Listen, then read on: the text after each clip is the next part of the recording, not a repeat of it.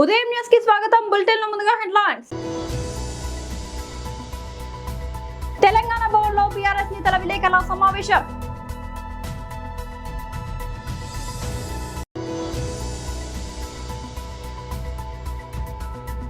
వైఎస్ఆర్సీపీ నాయకులు press meet.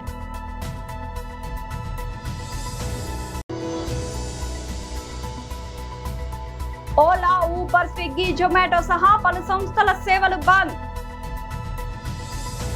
Telangana భవన్లో BRS నేతల విలేకరుల సమావేశం. దుర్మార్గం ఏంటంటే ఈ పరిస్థితులలో బాధ్యత తీసుకొని వాళ్ళు మాట్లాడాల్సింది పోయి ఒక కమిటీ ఉంటుంది,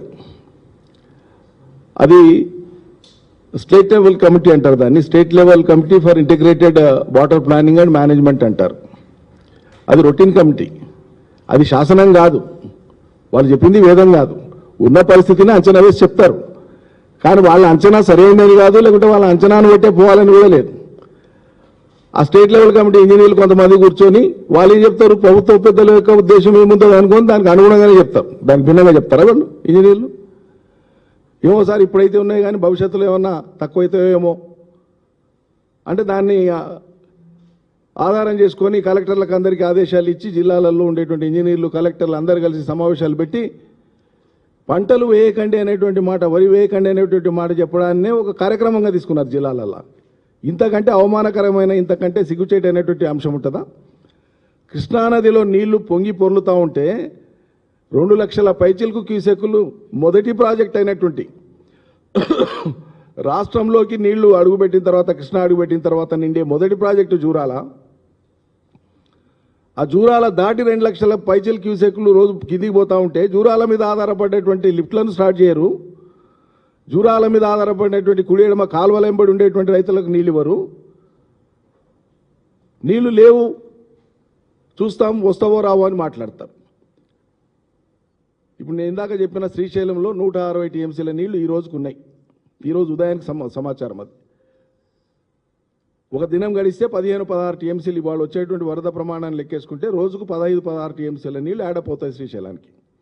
కానీ స్టేట్ లెవెల్ కమిటీ నిన్న స్టేట్ లెవెల్ కమిటీ వాళ్ళు చెప్పినరా, రాసిన వాళ్ళు ఊహించి రాసినరా, ప్రభుత్వ పెద్దలు మీరు ఇట్లా చెప్పండి అని ఏమైనా ఇండికేషన్ ఇచ్చినరా తెలియదు. కానీ ఈ పత్రికలో మాత్రం ఏమని చూపిస్తారంటే ఆ కమిటీ కూర్చొని ఇచ్చినటువంటి యొక్క ఫైండింగ్లో 45 టీఎంసీలే అందుబాటులో ఉన్నాయి.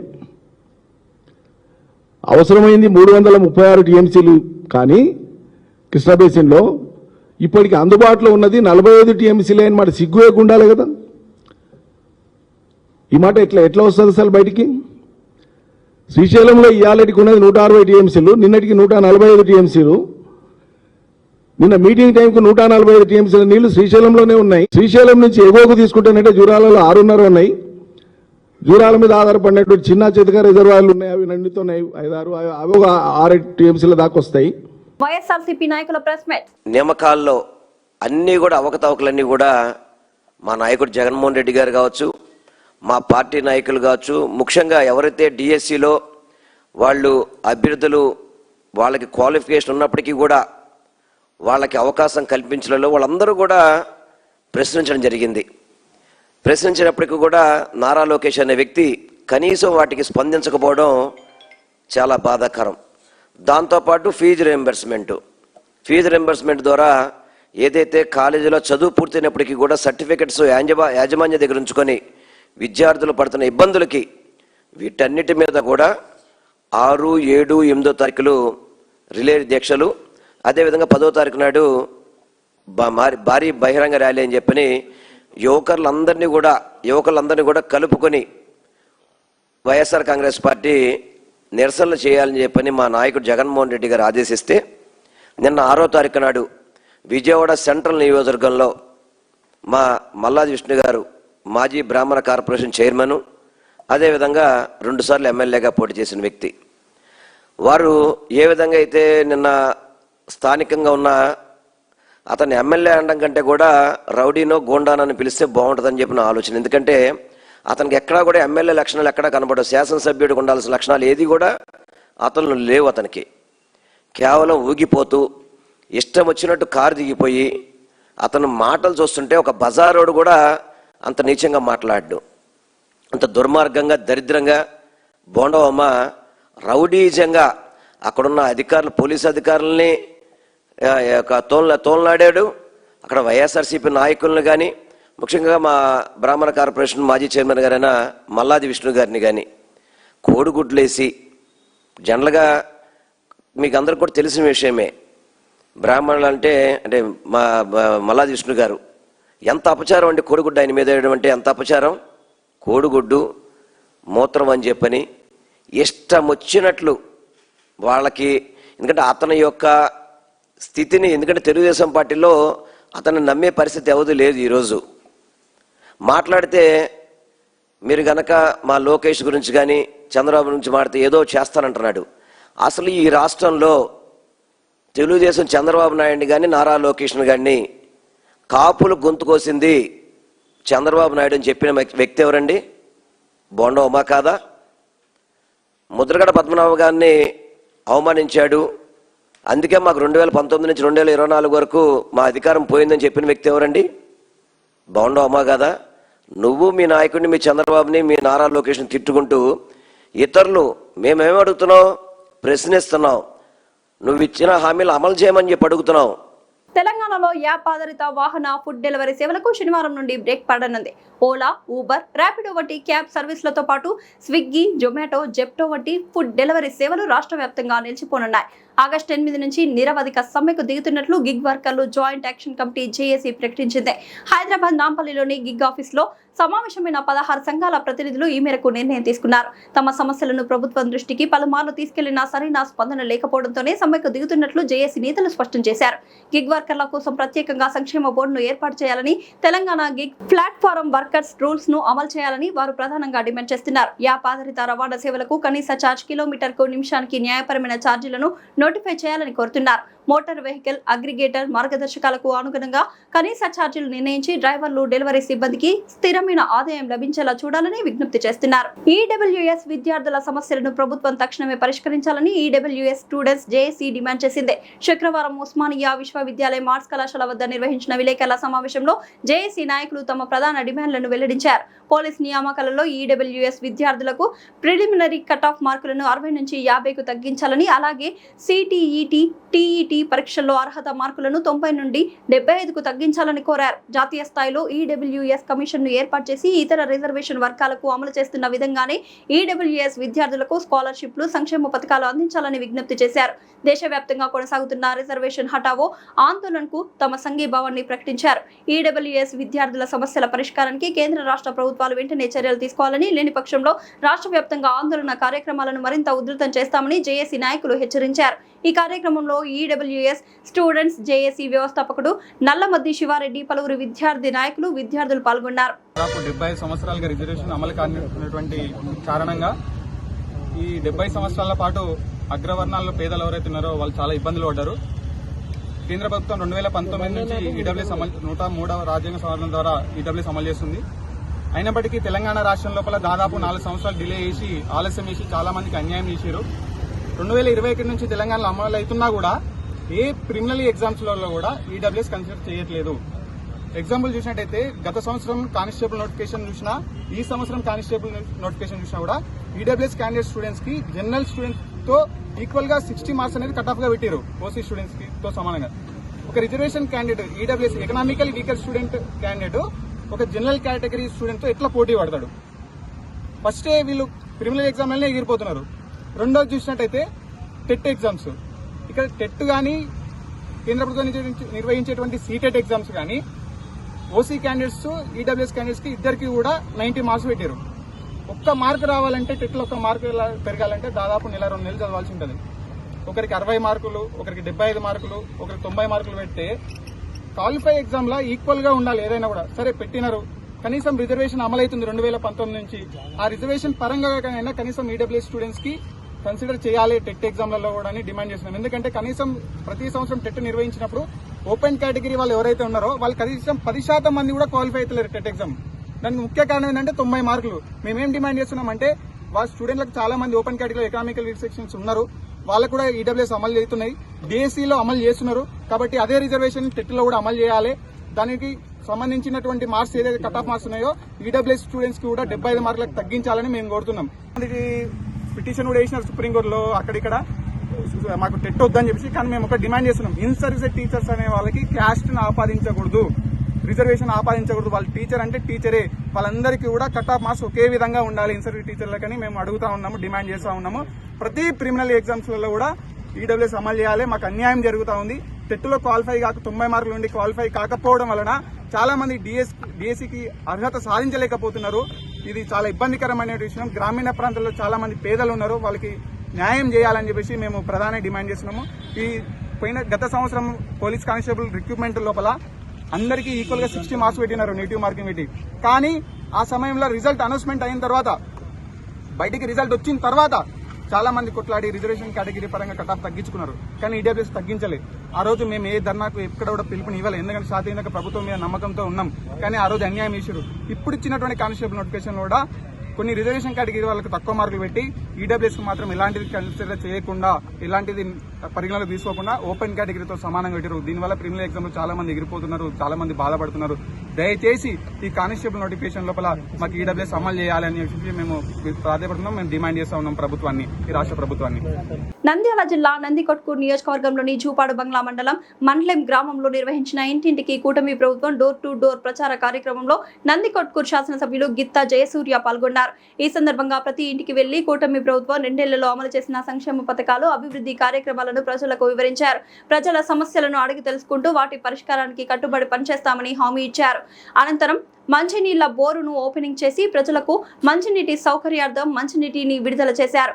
ఈ కార్యక్రమంలో నందికొట్కూరు మండల కన్వీనర్ మాంట్రా Surendranath Reddy, market yard chairman Veeram Prasad Reddy, మండల కన్వీనర్ గుండ్రెడ్డి మోహన్ రెడ్డి, కూటమి నాయకులు, కార్యకర్తలు, గ్రామ ప్రజలు, ప్రభుత్వ అధికారులు పాల్గొన్నారు.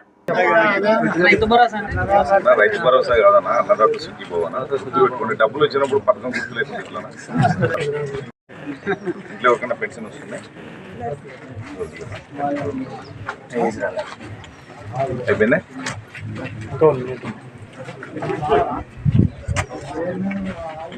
ఉంటారా అమ్మ? శ్రీశక్తి పథకం ద్వారా బస్సు ఎక్కినావా ఎప్పుడన్నా? కడుపులు కానీ అడిగినాయి కదా, ఆధార్ కార్డు పెట్టుకుని. ఏమైనా దేవాలయాలకు పోయినారా? చర్చికి కానీ దేవాలయాలకు కానీ ఎక్కడైనా రాష్ట్రంలో ఎక్కడికైనా ఉచిత బస్సు ప్రయాణం ఇవన్నీ చంద్రబాబు నాయుడు మహిళలకు కూడా మీ కొరకు పెట్టాను. దీపం పథకం ఒకటి తెచ్చిందమ్మా నీకు? దీపం పథకం వచ్చినాయి కదా, డబ్బులు ఉన్నాయి కదా, మరి అలా చెప్పాలి కదమ్మా నువ్వు ఇంటికి వచ్చిన దానికి. ఏందే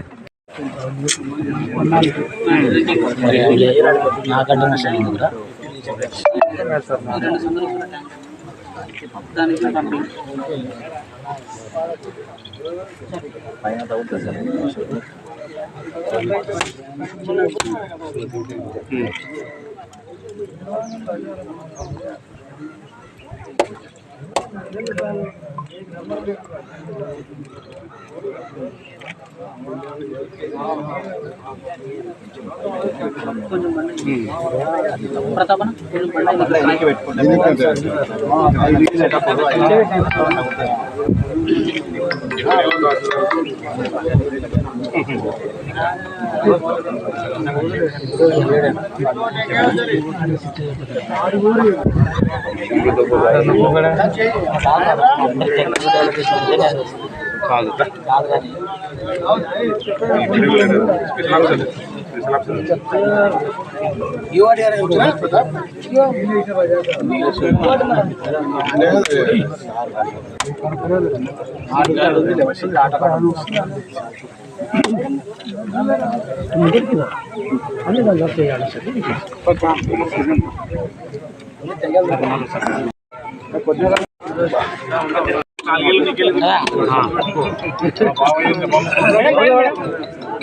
ముసలాడైన యువటికి పైన రాలేసేది కాదు, పనిచేసింది.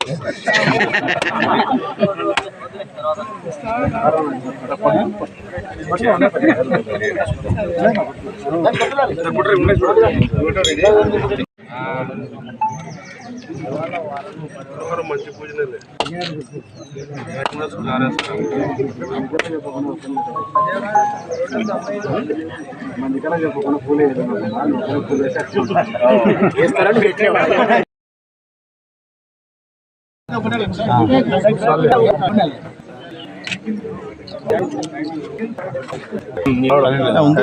మీటర్ పనిచేసింది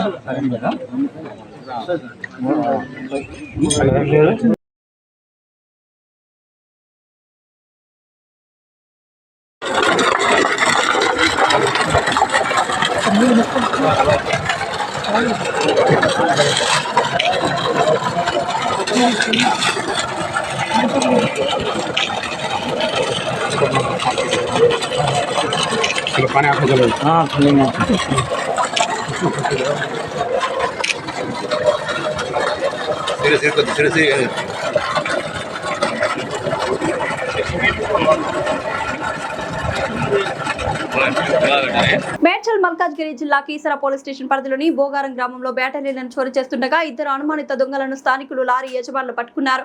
చోరీకి పాల్పడుతున్న సమయంలో వారిని గుర్తించిన స్థానికులు వెంటనే అడ్డుకుని పట్టుకున్నారు.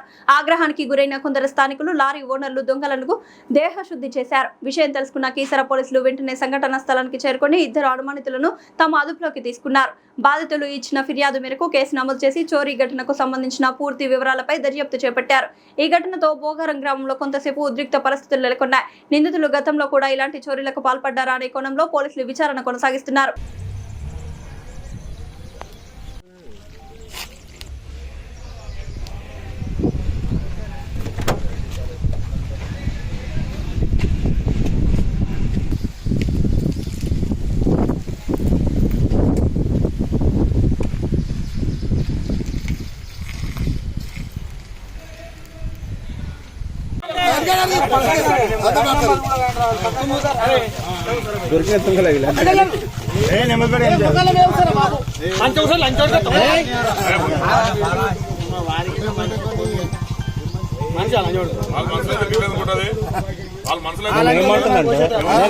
మీరు ఏదైనా తీసుకున్నారు తెలుగులో మాట్లాడరా? తెలుగు వస్తుందా? ఎందుకు ఏ దుకాణాలా?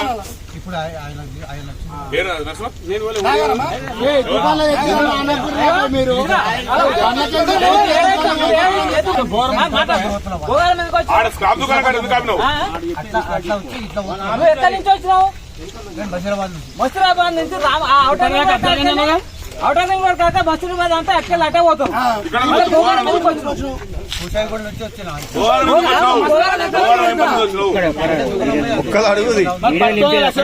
నేను కొనుక్కోసే బ్యాటరీగా నేను 1,00,000 రూపాయలకి ఇస్తాను. ₹1,00,000 ఎందుకు ఇస్తాను? अरे 3 लाख मार दी अरे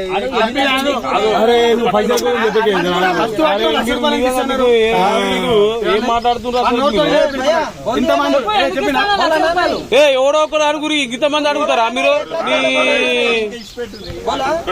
మేడ్చల్ పేట్ బషీరాబాద్ పిఎస్ పరిధి జీడిమెట్ల గ్రామంలోని శ్రీ సాయి మిల్క్ ఏజెన్సీ పాల దుకాణాన్ని టార్గెట్ చేసిన ఆకతాయి దొంగ నెల రోజుల వ్యవధిలోనే పలుమార్లు పాల డబ్బులు ఎత్తుకెళ్లిన యువకుడు. కానీ ట్విస్ట్ ఏంటంటే ఈ తతంగమంతా దుకాణంలోని సీసీ కెమెరాలో క్లియర్ గా రికార్డ్ అయిన దృశ్యాలు. డబ్బులు దొంగిలించావు సరే, కానీ కెమెరాకి పోజులు ఎందుకు ఇచ్చావు బ్రో అంటున్న స్థానికులు. పాలు కొనడానికి వచ్చావా లేక వైరల్ అవ్వడానికి వచ్చావా?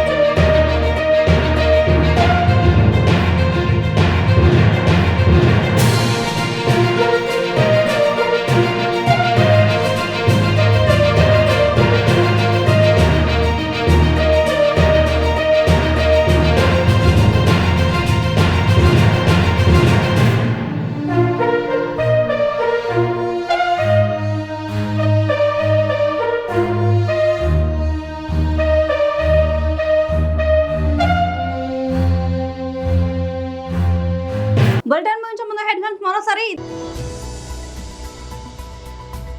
తెలంగాణ భవన్లో బీఆర్ఎస్ నేతల విలేకరుల సమావేశం.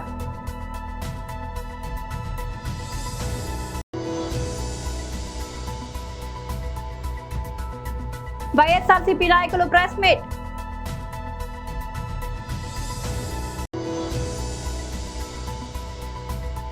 ఓలా, ఊబర్, స్విగ్గీ, జొమాటో సహా పలు సంస్థల సేవలు బంద్.